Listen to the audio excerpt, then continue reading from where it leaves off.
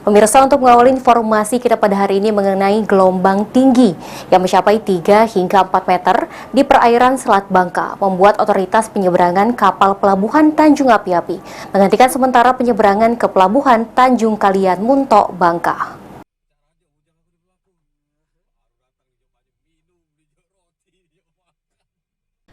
Gelombang tinggi mencapai 3 hingga 4 meter di perairan Selat Bangka memaksa otoritas penyeberangan kapal pelabuhan Tanjung Api-Api menghentikan sementara penyeberangan ke pelabuhan Muntok, Bangka dan sebaliknya.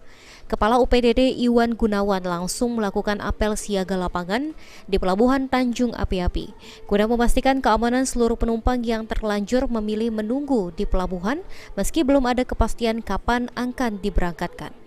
Selain itu, pihak UPDD Pelabuhan juga menerima layanan refund bagi pembeli tiket penyeberangan kapal yang memilih membatalkan penyeberangan mereka.